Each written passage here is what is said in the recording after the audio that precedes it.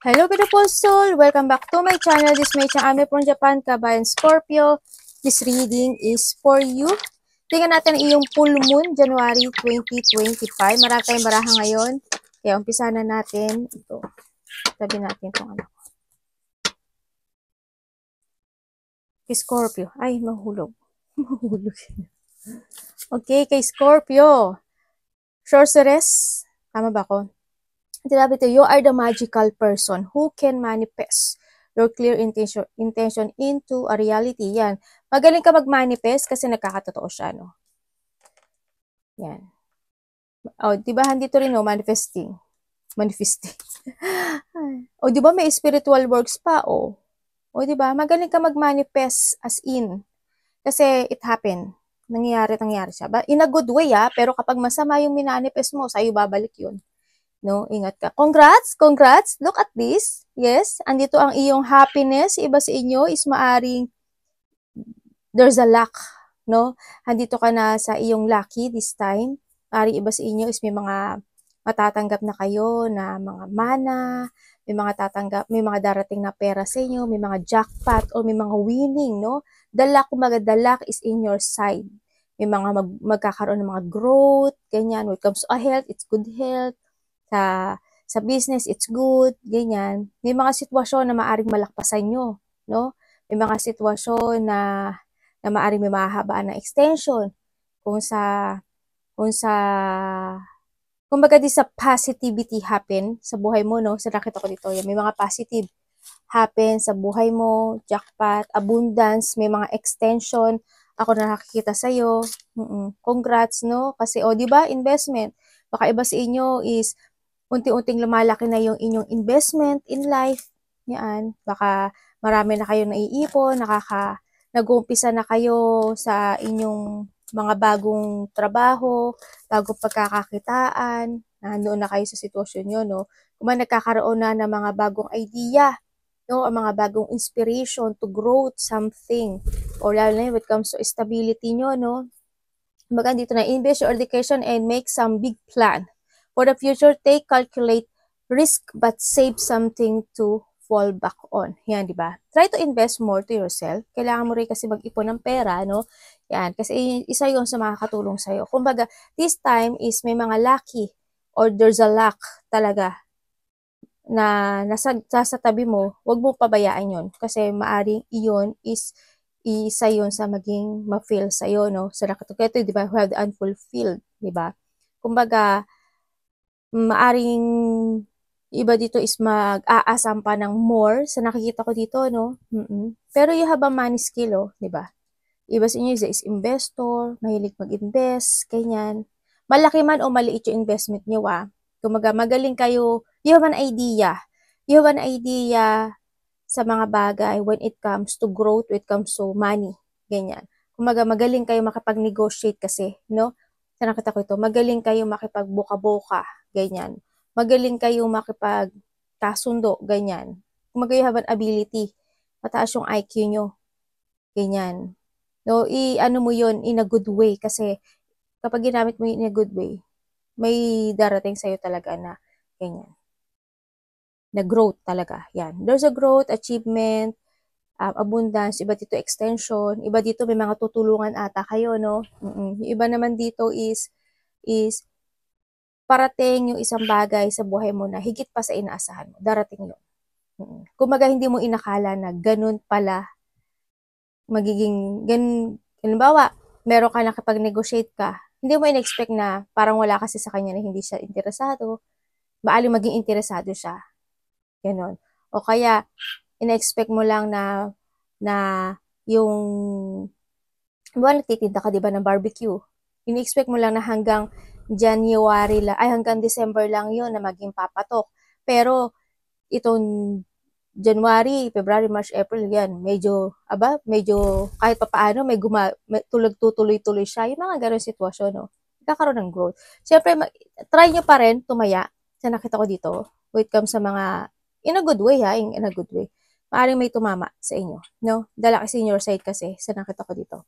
Eh, iba sa inyo talaga is, ano ba yan, anak? Mga anak ko, Dito. Nandun sila sa sulok. Diba sa inyo is yung mga sikat or marami nakakakilala talaga sa inyo. Mahilig kayo, ma-exposure kayo. Kumbaga, palakaibigan kayo, palaboka kayo, ganyan.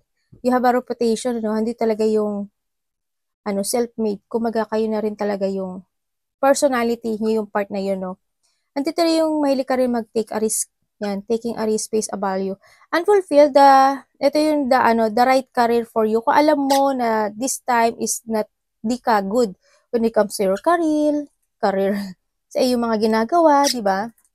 Ibig sabihin, is, find the meaningful work na para sa'yo. Yung mag-fit sa'yo. Kasi, kung hindi ka nagsasucess ngayon, ibig sabihin, hindi ka para sa meron ka sa ngayon. Mag-change ka. No? Kasi it works. Talaga siya. And syempre, dito, you are the faces of the great inspiration. Every aspect of your works build excitement and creative flow effortlessly. O, di ba? Kasi ma-idea ka actually eh. Ma-inspiration ka. Mataba yung utak mo. Kasi alam mo, kontrolin din ang lahat. Maano ka, magaling ka mag-control, di ba? Tanwi replies, but don't worry, you are the pilot. Alam mo, paano mo patakbuhin yung mga negosyo, patakbuhin yung mga dapat patakbuhin. Magaling ka when it comes to negotiation.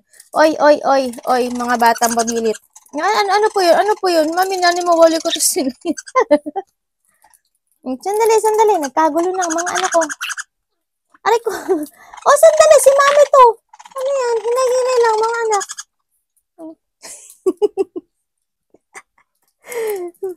Yung iba sa inyo, may nakikita ako dito na na hindi ko alam kung ikaw, no? Siguro may nakita ko na autism ba yun? May mga, iba dito, there's a brain tumor, o diba, gulo-gulo lang. Brain tumor, tapos yung iba, siguro may Alzheimer, merong, ano ba yan? Ang gulo ng anak ko. May anxiety, iba dito may sakit, sa nakita ko dito. May mga karamdaman. Palugaw talaga, lakas ng trip. Pinakagat ako. Yung iba sa inyo, hindi ko alam kung ikaw pero may tao kasi ako nakikita dito na medyo may ginagamit ata na hindi maganda. Or maaring tapos ka na doon, no? Alam niyo na yon, yung there's an addiction. May nakita akong ganun. Huwag niyo abusuhin yung sarili niyo, no? Kung ano man. Kung tapos na kayo doon, it's good na rin, mag-graduate na kayo doon. May nakita akong ganun. Tingnan natin. Para kay Scorpio. Mas pahalagan mo, it's time to make a new beginning. It's time to more to create yourself. Kasi you are the manifesting eh. Kumbaga, you are meron kang magic actually, no? Para maging totoo. Lahat ng manifestation mo. Kumbaga, you have a skill. Para kay Scorpio.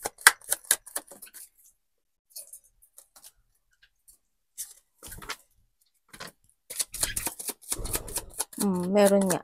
Meron mga hindi magandang no. Okay.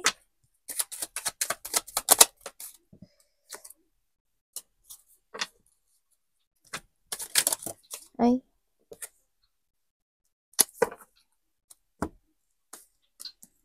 Alagaan niyo yung sarili niyo, Kailangan yung mag-iba ngayon ng ng food, no? Kung kinakailangan maging vegetarian, alagaan nyo. Kasi may nakita kong medyo hindi maganda. And then, andito sa nakita ko sa'yo is, may tao na medyo nagkakaroon ng, may taong naging abusado? Abusado ba tawag? Oo. Abusing. Abusado nga, di ba? Yung may tao na nagiging masyado abusado, no? Sa nakikita ko dito. And then, handito rin yung may tao din na medyo mapagpataas. Yan, may tao na parang walang kaambi-ambisyon. Ganyan. No? May tao na there's a lack of discipline din. May tao na maaring ikaw or vice versa tayo or a part of the family o kasamahan mo sa trabaho na pabago-bago ang isip niya. Hindi yung pabago-bago isip niya. Parang halimbawa, when it comes sa pabago-bago isip, siguro alam niya naman yun. Diba, mag-change ako ng trabaho. Ay, wag na lang. Next time na lang. Alam mo, I have a relationship. ay gusto ko na siyang kalimutan, gusto ko na siyang i-let go, gusto ko nang makapag-separate. Pero, maya-maya, ay wag na lang muna. Hayaan ko na lang. No, yung parang may mga sitwasyon na hindi niyo pa kaya bitiwan sa ngayon, sa nakita ko dito, no? Parang handad pa kayo, you are patiently waiting to something to change do sa sitwasyon na meron kayo sa ngayon. Kung ano man sitwasyon niya, kung anong aspeto man ng buhay niyo yan, no? Sa nakita ko. Kasi maaring nagkakaroon ka pa ng doubt o kaya may mga situation pa talaga na maaring bit-bit mo pa hanggang ngayon at hindi mo pa makalimutan, no? Maaring may mga nangyari din sa, kuhanin mo isa ito, maaring may mga nangyari din ako nakita na there's a violence, no? Either to your work, either to your relationship, or to your family, ganyan. May mga hindi naging maganda siguro. May tao rin ako naging nakikita na medyo siloso at silosa siya. Sa nakita ko dito. Uy, ano ba yan mga anak?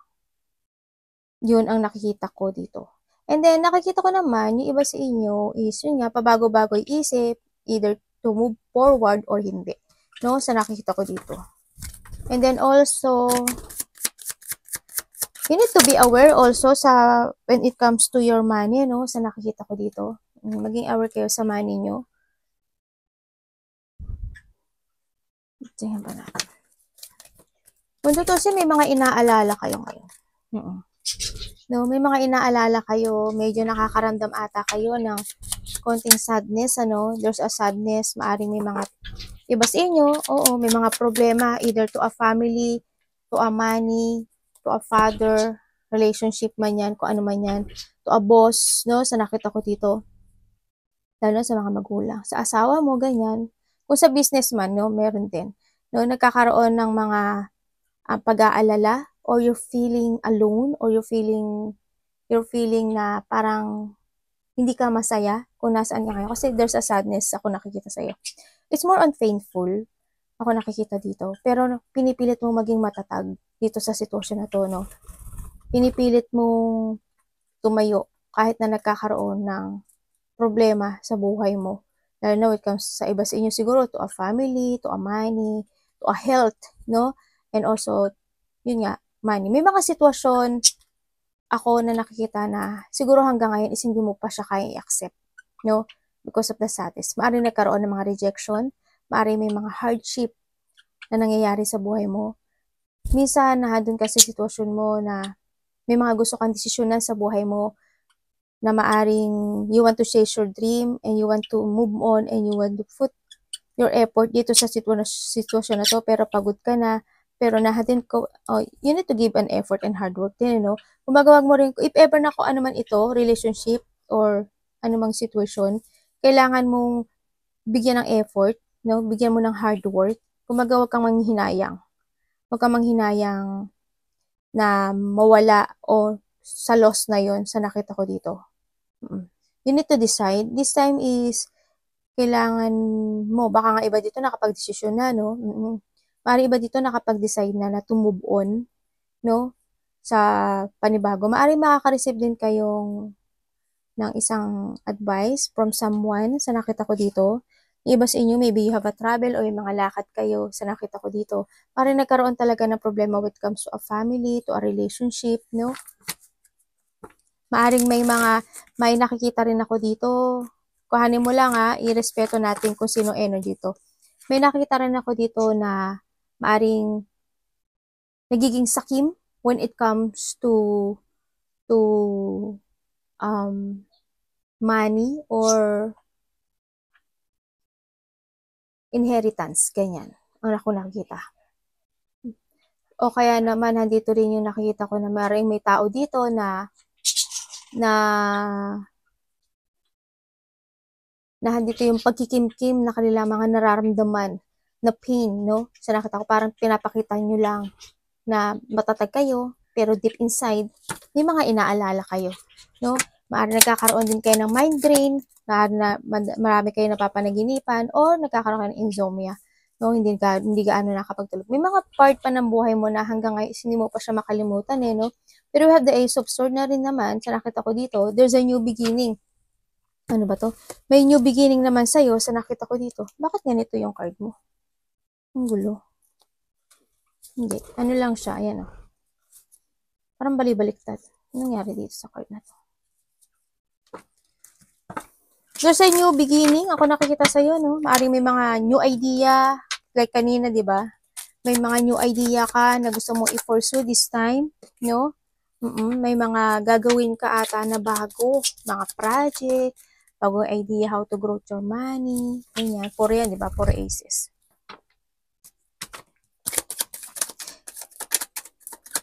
Pero itong sitwasyon nito is up to you. Kailangan mo rin mag-action. Sa nakita ko dito, if you want to create again yourself in a new you, no? Kailangan mo na mag-action. It's time to start a new journey in your life. Meron nakikita ko na nagkakaroon na kayo ng new journey sa buhay niyo, no? May mga siguro iba sa inyo, ang dami niyong ginagawa, actually, no? Di ba? We have the aces, so, ang dami niyong ginagawa. May trabaho na kayo dito, may gusto niyo ba? Ang dami niyong ganap, actually. Di ba? Halimbawa, mayroon ka ng business, o kaya may trabaho ka na. Gusto mo pa ng iba, ganyan. Kumbaga, ang dami pumapasok na idea sa'yo. May mga gusto ka pang gawin na project, may mga gusto ka pang gawin na paano palalaguin yung ano mo, yung kaperahan mo, ganyan, yung business mo, no? May mga sitwasyon na gusto mo pang ma-develop, gusto mo ma-improve, no? Either to yourself, either to your health, either to your business, o kaperahan niya, no? Andito ka sa sitwasyon mo na you are slowly moving but surely doon sa sitwasyon na yun, kasi ayaw mo rin mag-mess sa nakita ko dito, nagbibigay ka ng effort doon, at nandun yung dedication mo sa goal mo, no, sa nakikita ko. It's good tong ano na to sa nakita ko. Yes, ang dami mong aces, oh, kung titignan mo, di ba? Ang dami na nagtapos sa buhay mo. Maaari nakatapos ka na magbayad ng utang. Nasa simula ka na uli ng idea mo para palaguin ang negosyo mo, di ba? Ngayon, nahandito ka na uli sa mga bagong project mo na gusto mong gawin, no? Kumbaga, may mga gagawin ka na naman ng mga sitwasyon, no? Sa nakita ko dito, you want to create again in a new. O maari naman, handito rin yung iba sa inyo is, mas more na kayo magiging practical this time, ganyan. May mga ano na kayo, statistic. Tama ba ako? Statistic. O, mga statistic. Tapos, nandun na yung sitwasyon na, sinasabi rin dito ha, when it comes to a health, you need to start to move on. Yan, lakad-lakad kayo, take an exercise, sa nakita ko ito, pahalagahan nyo rin yung sarili nyo, kailangan nyo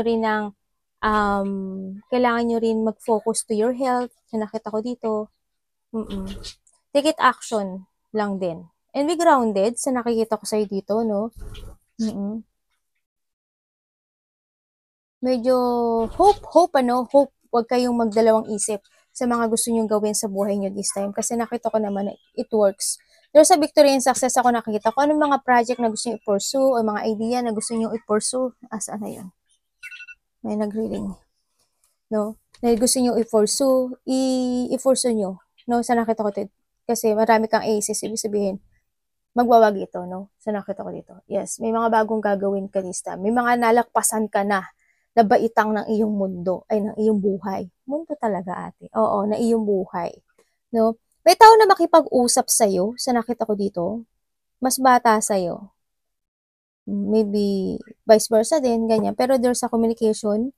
Maybe you will receive some mail, text, news, ganyan. Ako nakita. Oo, mayroon.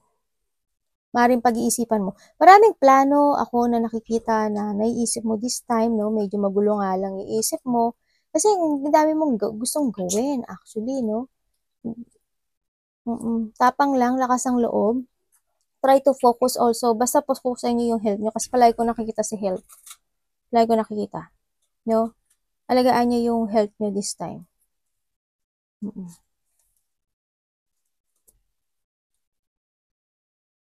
Ano pa itingan natin?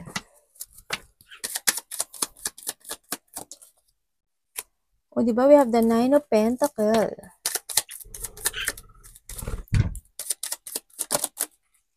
Iba dito, okay naman yung health nila. So, nakita ko naman, we have the 3 of Swords, pero iba hindi. No, try to make it balance, yung mga iniinom at kinakain nyo, sa nakita ko dito. No, ikat yung mga dapat ikat sa buhay nyo, no. Take responsible to your health, to your pera, to your business. Sa mga nakaka-collaborate mo, ingat ka lang din, no. Maraming tao nako-connect sa'yo this time. Maraming makipag-communicate na tao sa'yo, o when it comes sa business, yan, may mga parating, no, ako na nakikitang communication. Also, maybe you will receive some text message o pag-uusap. Ganyan. And then, may mga travel sa iba, no? Like I told kanina, may mga travel.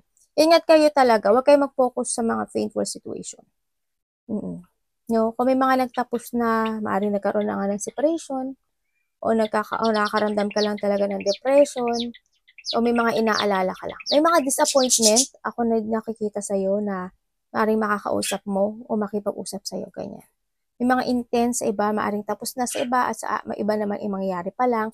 Maaaring by the 3 days, 3 weeks, or 3 hours, nangyari na or mangyayari pa lang, or 3 months, ganyan. Baka unexpected ang mangyaring ito na ma-disappoint ka o may mga conflict, may mga sadness, ganyan. May mga depression o pagkalito, ganyan. May mga heartache. Masasaktan ka actually. Emotional pain to, no? May mga ganun, may mga intense or trauma. Mga biglaan lang din naman mangyayari. Unexpected. Ingat kayo palagi. No, ingat kayo palagi sa nakita ko dito. Ikaw o malapit sa puso mo. Maaring may tao na makasasaktan ka sa kanyang mga salita. Maaring may malalaman ka na isang situation na ikakasakit mo. Mga ganun. Arigatou naman si God bless.